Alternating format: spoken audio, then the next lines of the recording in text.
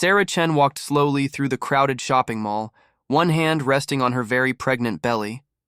At 8 months along, every step was becoming more difficult, but she needed to buy a few more items for the baby's room. The air conditioning was a welcome relief from the summer heat outside. She smiled as she felt a kick from inside. Her little boy was active today.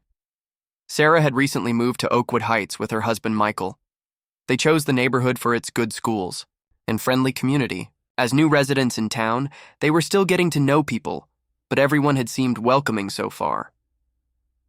Today, Sarah wore a flowing summer dress that was comfortable over her large belly. She had tied her long black hair back in a simple ponytail to keep cool. As she walked from store to store, she noticed more people than usual in the mall. A community event was happening in the central plaza. "Excuse me," Sarah said to a mall employee. "What's happening today? There are so many people." "It's our annual summer festival," the young woman explained with a smile. "There's going to be music and food in the main area. You should check it out." Sarah thanked her and decided to walk through the festival after finishing her shopping. She had one more stop, the baby store, to pick up the crib mobile she had ordered. The package was larger than she expected, awkward to carry with her already. Limited balance. "Need some help with that?" asked the store clerk, a kind, elderly man with gray hair and glasses. "I should be okay, thank you," Sarah replied politely. "I'm not going far." As she made her way toward the exit, the large box clutched awkwardly against her side. Sarah noticed people were giving her strange looks. A security guard watched her closely as she passed. She felt suddenly self-conscious, but continued walking. The main plaza was now packed with people for the festival. Music played from speakers and the smell of food filled the air. Sarah carefully navigated through the crowd, trying not to bump anyone with her package. She was starting to regret not accepting help or coming back another day when the mall was less crowded. That's when Sarah noticed a woman pointing at her and whispering to a security guard. The woman's face showed alarm. The guard nodded and began moving in Sarah's direction. Sarah felt confused and a little worried. Had she done something wrong? "Excuse me, ma'am," the security guard said firmly. "I need you to come with me." Sarah looked around, wondering if he was speaking to someone else. "Me? Is something wrong?" The guard stood stiffly, his hand raised in a stopping motion. "Please place your package down slowly and step away from it." Several people nearby had stopped to watch. Sarah felt her face grow hot with embarrassment. "It's just a baby mobile," she explained, her voice shaking slightly.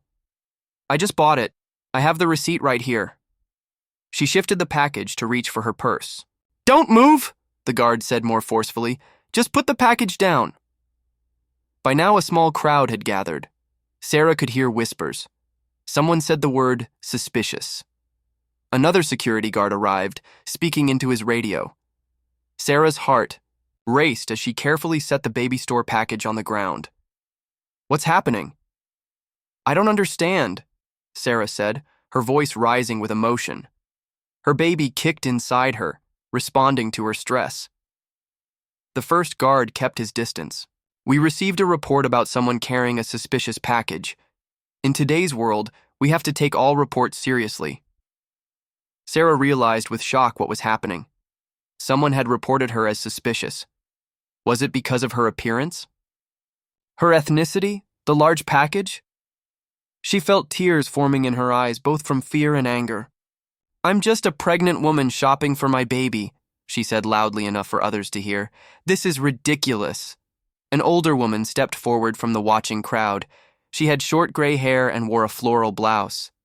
"Officers, I saw her come. Out of the baby store, she's clearly pregnant. This is absurd."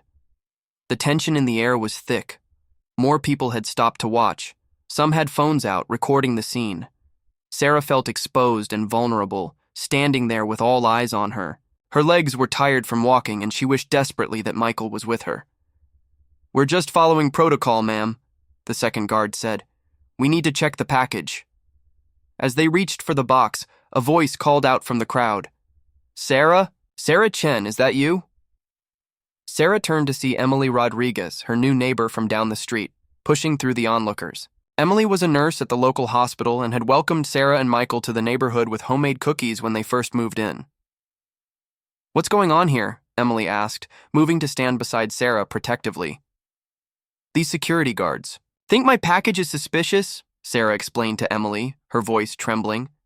"I just bought a baby mobile." Emily's expression changed from confusion to anger. "Are you serious?" She turned to the guards. "I'm Emily Rodriguez. I work as a charge nurse at Oakwood Memorial Hospital. I know Sarah.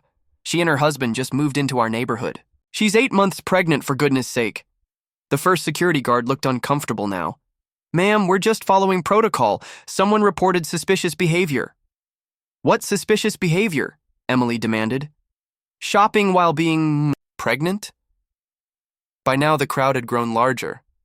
Some people were recording with their phones. Sarah felt dizzy from the stress and embarrassment. She placed one hand on her belly protectively as her baby moved inside.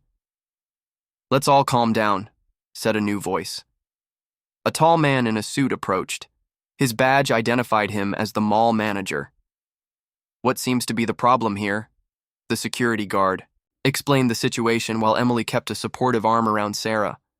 The manager looked at the package on the ground, clearly labeled with the baby store logo. "I apologize for the confusion," the manager said to Sarah. "May I?" He gestured toward the package. Sarah nodded and he opened it, revealing the colorful baby mobile inside with its hanging stars and moons.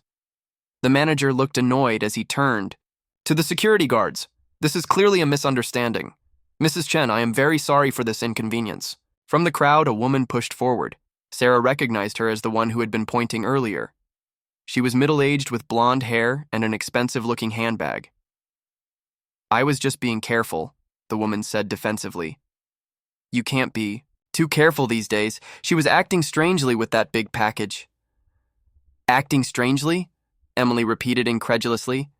"You mean walking while pregnant?" Sarah felt a wave of indignation rise within her. "Was it because of how I look? Would you have reported someone else carrying the same package?" The woman avoided Sarah's eyes. "It wasn't like that. It's just, you never know." The crowd had begun to murmur disapprovingly at the woman's weak explanation. Someone shouted, "That's profiling!" Another voice called out, "Shame on you!" The woman looked around nervously, suddenly aware that public opinion had turned against her.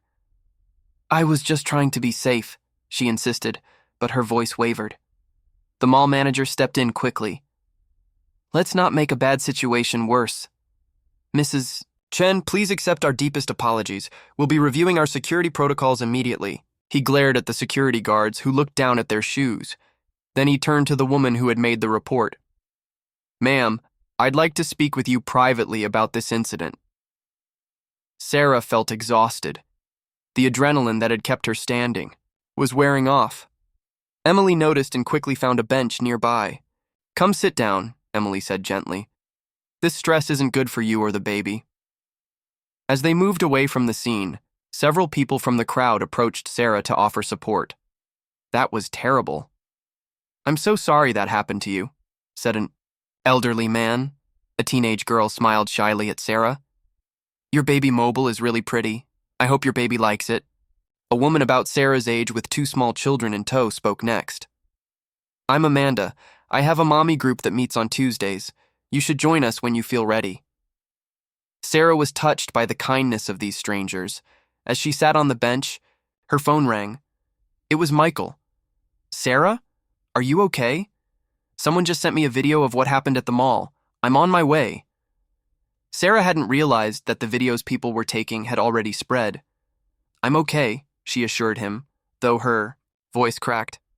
"Emily from down the street is with me." "Thank goodness. I'll be there in 10 minutes.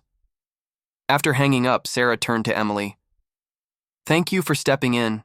I don't know what would have happened if you hadn't been here." Emily squeezed her hand. "That's what neighbors are for. But this shouldn't have happened at all."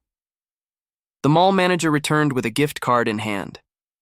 "Mrs. Chen, please accept this as a small token of our apology. This incident does not reflect the values of our shopping center." Sarah took the card mechanically. A gift card couldn't erase what had happened, but at least the manager seemed genuinely sorry.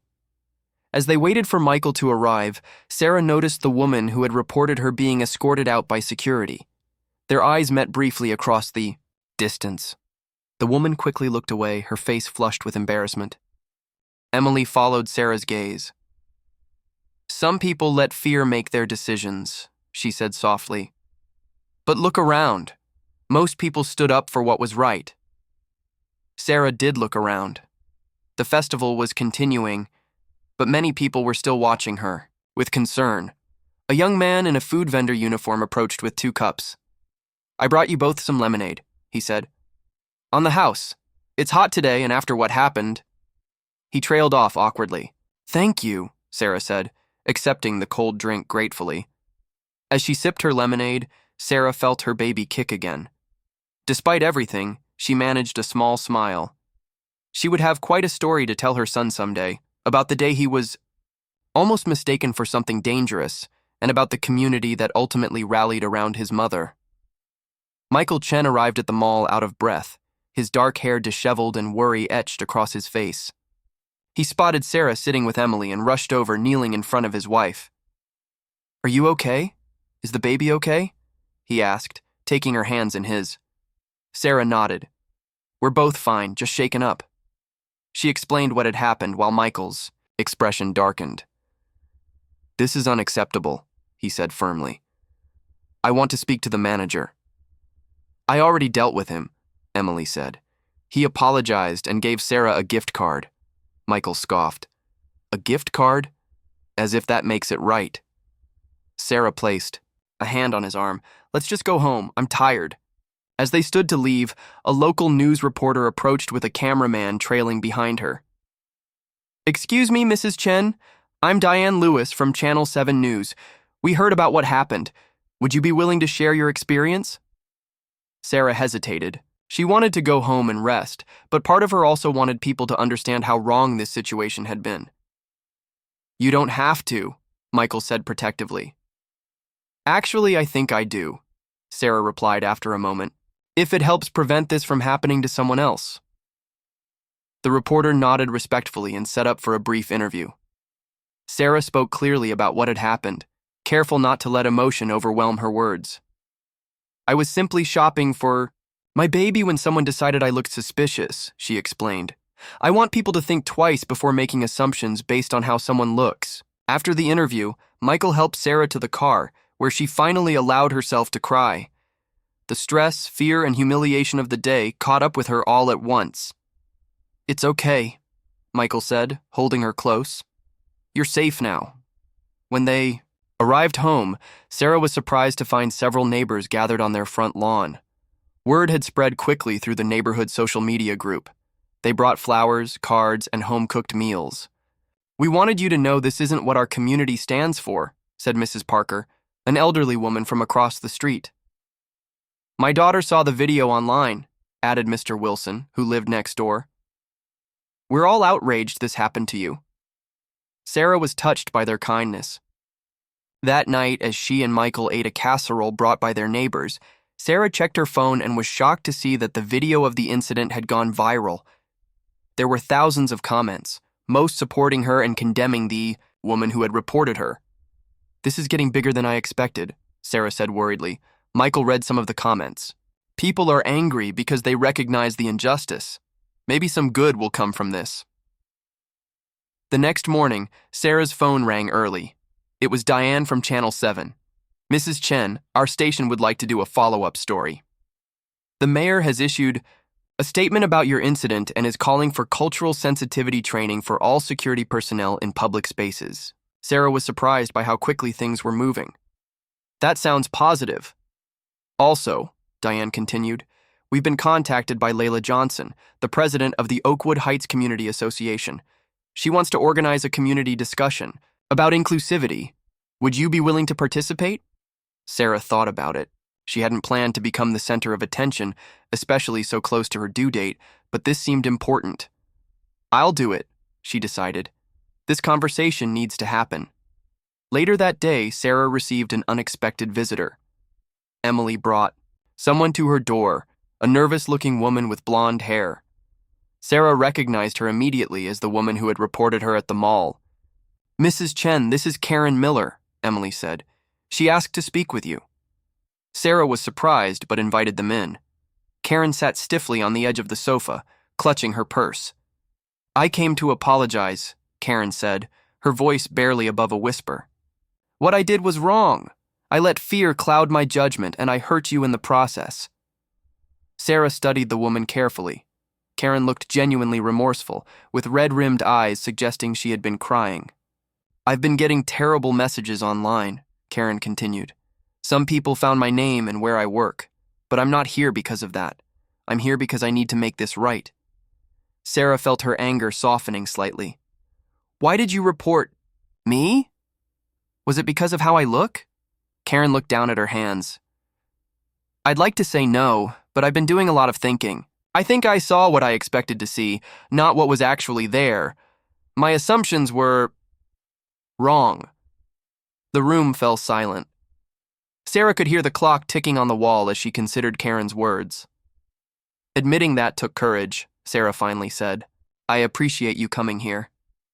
Karen looked up, surprised by Sarah's response. "You're being kinder than I deserve."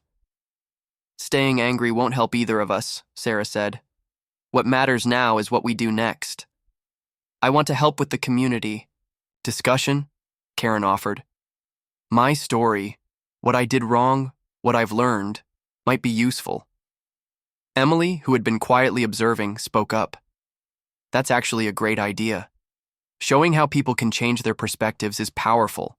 The community center was packed for the town hall meeting. Every seat was filled and people lined the walls. Sarah sat at the front with Michael beside her, feeling nervous as she looked at the crowd. Layla Johnson, the Community Association president, opened the meeting. She was an impressive woman in her 50s with silver-streaked black hair and a commanding presence. "We're here tonight because our community failed one of its newest members," Layla said firmly. "What happened to Sarah Chen could have happened to any of us who look different from what some people expect." Sarah noticed many heads nodding in agreement. Oakwood Heights was becoming more diverse, but old attitudes sometimes persisted. "Mrs. Chen has graciously agreed to share her experience," Layla continued, "along with someone else directly involved in the incident."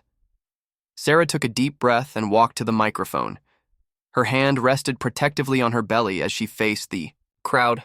"3 days ago, I was shopping for my baby when someone reported me as suspicious," she began. "I was scared and humiliated, but what hurt most was knowing that my appearance made someone see me as a threat." She spoke for several minutes about how it felt to be profiled and publicly confronted. The room was completely silent. "I'm sharing this not to make anyone feel guilty, but because we all need to recognize our biases," Sarah concluded. "Thank you." The audience applauded as Sarah returned to her seat. Next, Karen Miller approached the microphone. She looked terrified. "My name is Karen Miller," she said, her voice shaking. "I'm the person who reported Mrs. Chen." A murmur ran through the crowd. Some people looked angry, others seemed surprised that she would show her face publicly. "I made a terrible mistake based on fear and ignorance," Karen continued. "There's no excuse for what I did, but I'm here because hiding from my mistake won't help anyone." Karen explained how the incident had forced her to examine her own prejudices. "I never thought of myself as someone who judged others based on appearance, but clearly I did exactly that." When Karen finished speaking, the room was silent for a moment before scattered applause broke out. Sarah was impressed by Karen's courage. It couldn't have been easy to admit her mistakes so publicly. Mayor Richardson spoke next, announcing new training programs for security personnel and public employees. "What happened at the mall reflects a larger problem we need to address as a community," he said. The meeting continued with community members sharing similar experiences. An elderly man described being followed in stores. A teenage boy talked about being stopped by police while walking home from basketball practice. A woman in a hijab explained how people sometimes moved away from her on public transportation. Sarah listened to each story, realizing her experience was far from unique. When the formal presentations ended, people broke into small discussion groups. Sarah found herself at a table with Karen, Emily, and several others. I had no idea so many people experience this kind of treatment, said an older white woman in their group. It makes me wonder if I've ever made someone feel unwelcome without realizing it. Probably, said a young black man sitting across from her. Most of us do it without meaning to. The important thing is being willing to learn and change. The conversation was uncomfortable at times, but felt necessary. As Sarah listened, she noticed Karen becoming more engaged, asking questions and really listening to the answers. At the end of the evening, Layla announced the formation of a new community inclusion committee. We need volunteers from all backgrounds to help guide our efforts, she said. To Sarah's surprise, Karen raised her hand to volunteer. Several others did as well, including Emily and Michael. As people began to leave, a teenage girl approached Sarah. My mom is from Vietnam, she said shyly. She has stories like yours, but never talks about them. Thank you for speaking up. Sarah smiled at the girl. Sometimes it takes one person to start the conversation. On the drive home, Michael took Sarah's hand. You were amazing tonight, he said. How are you feeling? Tired, Sarah admitted. But hopeful, too. I think people were really listening. The next morning, Sarah woke to find her story on the front page of the local newspaper. The headline read, Community Confronts Bias After Mall Incident. There was a photo of her speaking at the microphone, looking more confident than she had felt. Her phone buzzed with a text from Emily. Have you seen this? You're famous. Sarah smiled as she read the article, which described both the incident and the community's response. The reporter had captured the essence of the town hall meeting. Painful, but productive. Later that day, Sarah received an email from the mall manager. We've implemented new training procedures for all security staff, he wrote.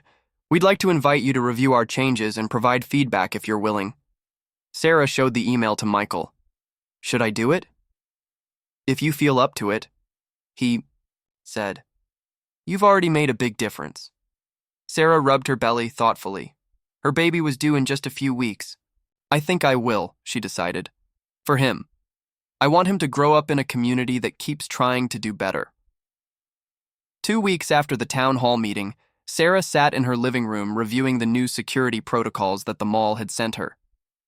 The documents outlined improved training for security staff, including cultural sensitivity courses and guidelines for approaching people in a respectful manner.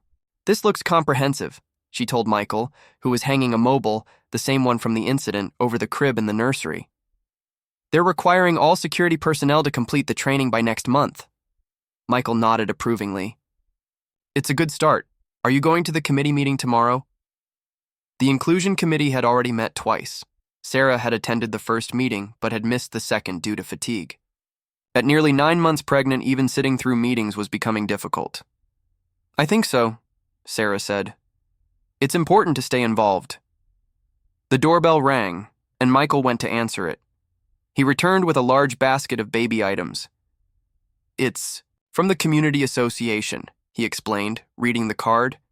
For your little one, with love from your neighbors.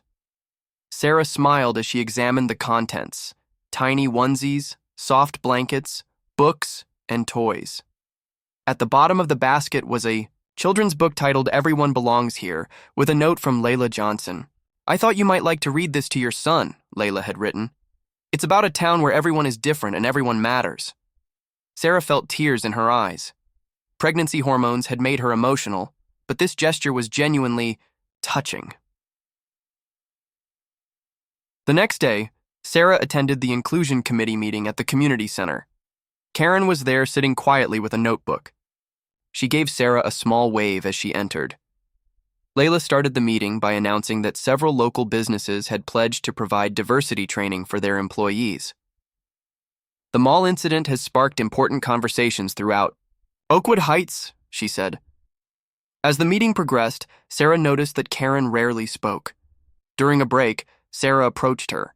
You've been quiet today, Sarah observed, lowering herself carefully into a chair beside Karen. Karen looked down at her notebook, which was filled with notes.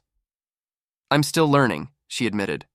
I don't feel like I've earned the right to make suggestions yet. Sarah considered this. Maybe sharing your perspective would actually be valuable.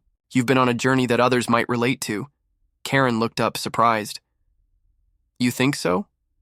Not everyone will publicly admit their biases the way you did, Sarah said, but many people probably saw themselves in your story. When the meeting resumed, Karen tentatively raised her hand. I have an idea, she said. What if we created a program for schools? Teaching children about inclusion from an early age might help prevent the kind of mistakes I made. The committee members nodded enthusiastically. A teacher in the group immediately began suggesting ways to incorporate such lessons into the curriculum. After the meeting, Karen approached Sarah. Thank you for encouraging me to speak up, she said. I've been thinking a lot about how I want to use this experience. How so? Sarah asked. I want to volunteer with new immigrant families, Karen explained. Help them feel welcome in our community. Do you think that's a good idea? Sarah smiled. I think it's an excellent idea.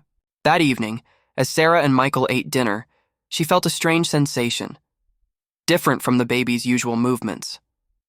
I think something's happening, she said, placing her hand on her belly. Michael looked up, alarmed. The baby? Is it time? Maybe, Sarah said, wincing as a contraction hit. We should call the doctor. An hour later, they were at the hospital. Sarah's labor had begun, and things were progressing faster than expected for a first baby. You're already 5 centimeters dilated, the nurse told her. This little one is in a hurry. Sarah gripped Michael's hand through each contraction. As the pain intensified, she focused on her breathing, trying to stay calm. You're doing great, Michael encouraged her. Just like we practiced in the classes. The hours blurred together. Sarah lost track of time as she worked through the pain. The nurses were kind and supportive, helping her find comfortable positions. I see the head, the doctor announced finally. One more big push, Sarah. With a final effort, Sarah pushed, and suddenly a cry filled the room, strong and indignant. It's a boy, the doctor announced, placing the squirming, wet baby on Sarah's chest. And he has quite a set of lungs. Sarah gazed down at her son through tears of joy and exhaustion. He had a head of dark hair and his father's eyes. He was perfect. Hello, David, she whispered, using the name they had chosen months ago. Welcome to the world. Michael kissed Sarah's forehead, his own eyes wet with tears. You were amazing, he said. Both of you are amazing. Later, after David had been cleaned, measured, and wrapped in a hospital blanket, Sarah held him close, marveling at his tiny features. A nurse entered with a large bouquet of flowers. These just arrived for you, she said, placing them on the windowsill.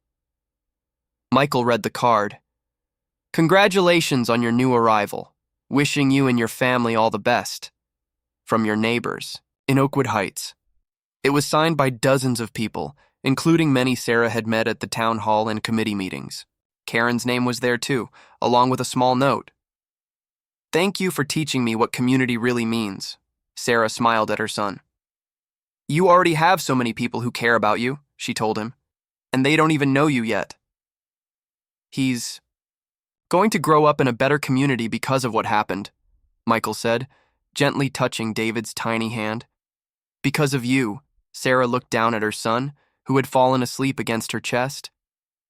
I hope so, she said softly. I really hope so. 6 months had passed since David's birth. The seasons had changed from summer to winter, and now spring was beginning to show itself in the small buds on the trees lining the streets of Oakwood Heights. Sarah placed David in his stroller for their daily walk. At 6 months old, he was alert and curious, always watching the world with wide eyes. These walks had become an important part of their routine, good for both Sarah's physical recovery and her mental health. Ready for an adventure, little man? She asked, tucking a blanket around him. David responded with a happy gurgle, waving his chubby fists. As they walked through the neighborhood, several neighbors waved or stopped to chat. Sarah had become well known in the community, partly because of the mall incident, but mostly because of her work with the Inclusion Committee. They passed Karen's house, where new flowers were being planted in the front garden. Karen looked up from her work and waved. Good morning, she called. Beautiful day for a walk. Sarah stopped at the edge of the yard. The garden looks lovely, she said. Karen wiped her hands on her jeans as she approached the stroller. Hello, David, she cooed. The baby smiled, showing his 2 tiny bottom teeth. He gets bigger every time I see him, Karen said. How are you doing with the committee work? It's going well, Sarah replied. The school program is almost ready to launch. Karen's idea for a school inclusion program had become a reality. The curriculum, designed for elementary school students, focused on celebrating differences and recognizing biases. The school board had enthusiastically approved it for the upcoming school year. I'm nervous about speaking at the launch event next week, Karen admitted. I'm not used to public speaking. You'll do fine, Sarah assured her. Your story is powerful. They had all come a long way from that day at the mall. Karen had transformed from someone who acted out of fear to an advocate for inclusion. She now volunteered regularly with immigrant families, helping them navigate life in their new community. I'm meeting my Vietnamese family at the library later, Karen said. They're looking for children's books in both English and Vietnamese. Would you and David like to join us? I'd like that, Sarah replied. We can meet you there after our walk. As they continued their walk, Sarah pushed the stroller toward the mall. She still felt a small twinge of discomfort when she approached the entrance, but she refused to avoid the place. Reclaiming it had been an important part of her healing process. The mall had changed in subtle ways. The security guards now wore different uniforms with more approachable colors. They had been trained to greet people with smiles rather than suspicion. The head of security, a former police officer named James, had become one of the most enthusiastic supporters of the new approach. Good morning, Mrs. Chen, James said as they entered. And good morning to you too, young man, he added, bending, to smile at David. How's the new training program going? Sarah asked. Making progress, James replied. We've had positive feedback from customers. Incidents are down and customer satisfaction is up. Sarah nodded. That's good to hear. They continued through the mall toward the food court. Sarah had arranged to meet Emily for coffee before heading to the library. As they waited, several people stopped to admire David, who was now sitting up in his stroller and taking in the sights with fascination. A young woman approached them hesitantly. Excuse me, she said. Are you Sarah Chen? Sarah nodded, wondering what this was about. I saw you on the news months ago, the woman explained. I just wanted to say thank you. I'm Japanese American, and I've experienced similar situations. Seeing you speak up gave me courage to do the same when it happened to me at my workplace.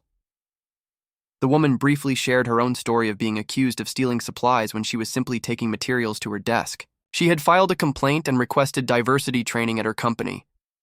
They actually listened, she said with a smile. Things are changing. Sarah felt a warm glow of satisfaction. I'm glad you spoke up, she told the woman. That's how change happens, one conversation at a time. When Emily arrived, they had coffee while David entertained himself with a toy attached to his stroller. Emily had become one of Sarah's closest friends over the past months. She was also David's godmother. How's the committee work going? Emily asked. Good, Sarah replied. We're expanding the program to include more businesses. The mayor is fully on board now. I saw him at the hospital yesterday, Emily said.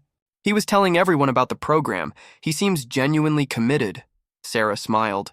It's amazing how one incident can spark so much change.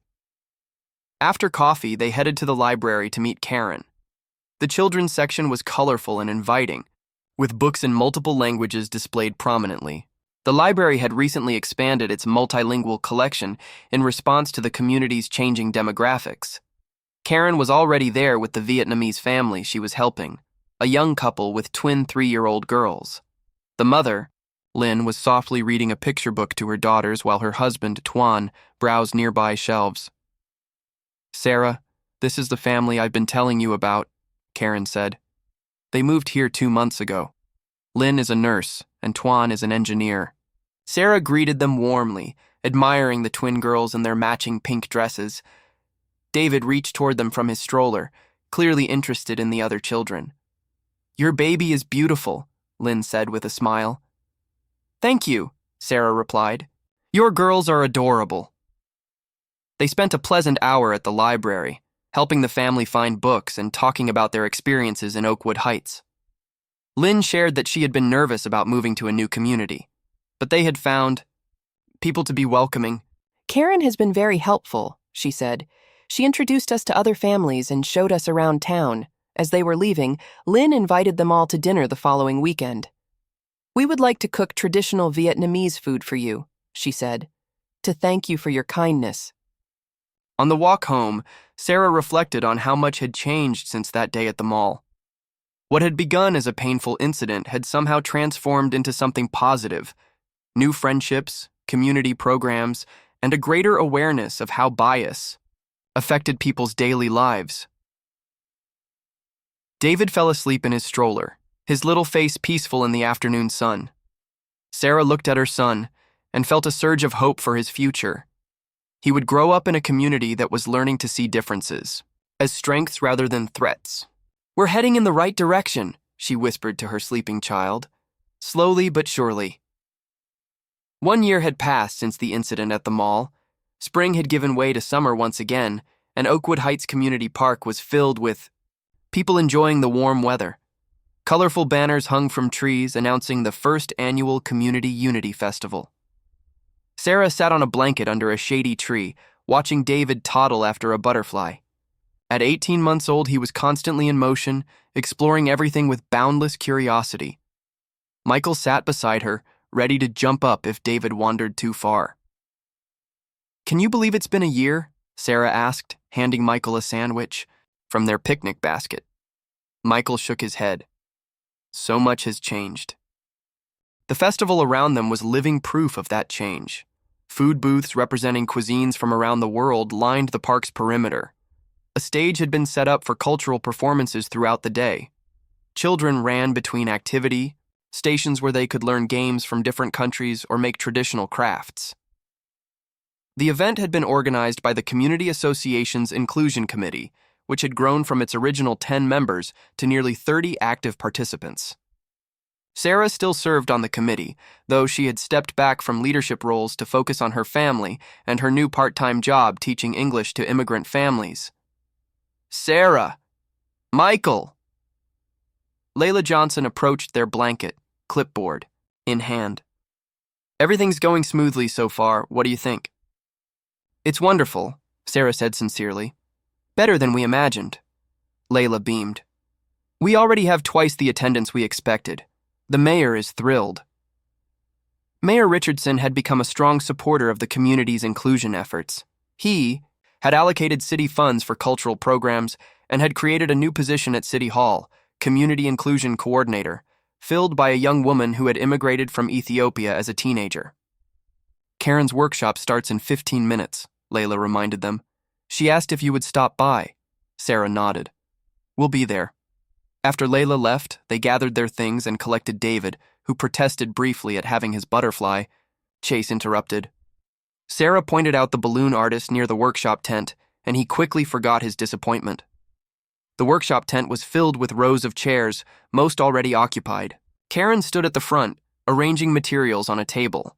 She looked up as they entered and waved them towards seats she had saved in the front row.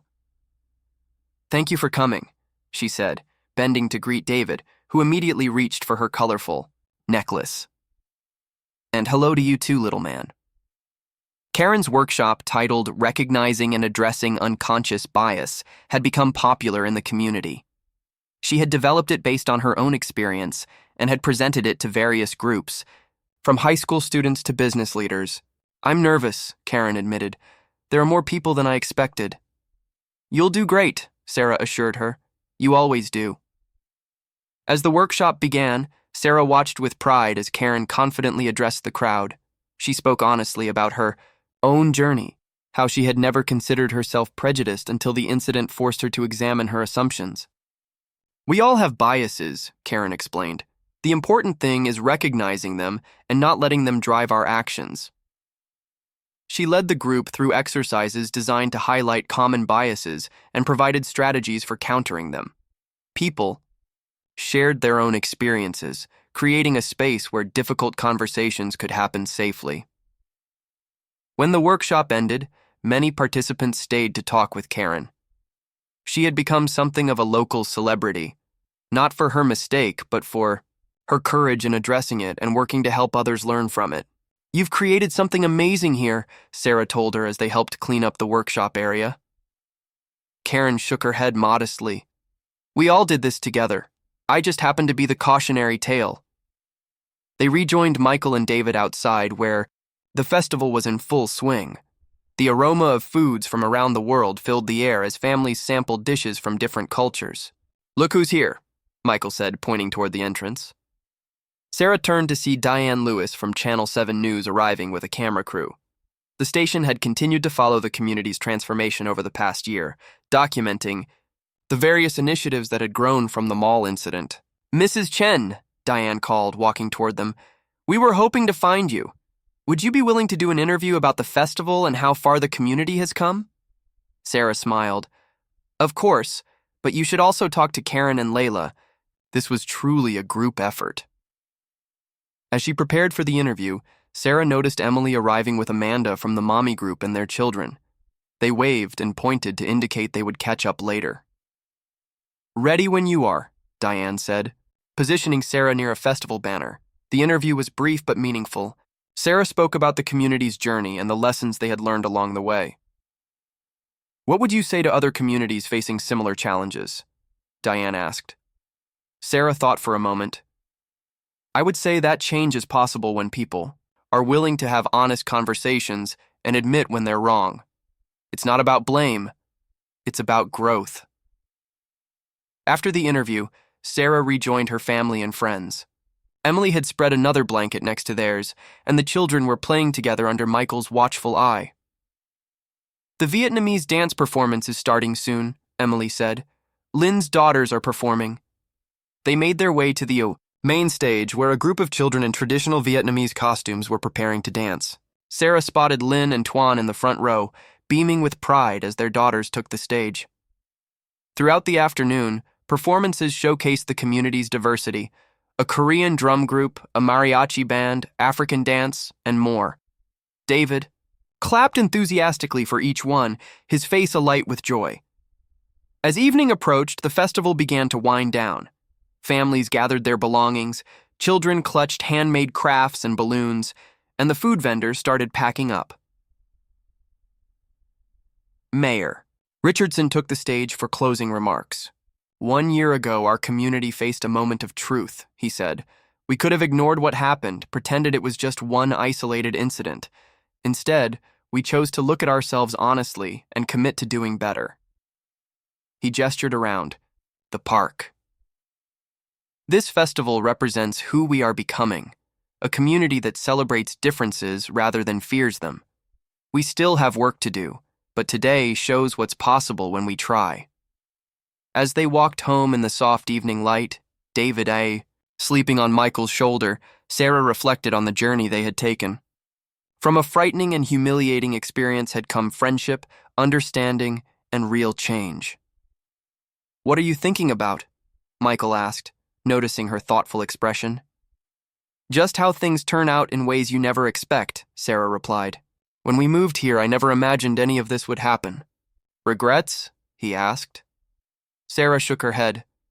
"No, it wasn't easy, but something good came from it. David will grow up in a better community because we all faced a difficult truth together."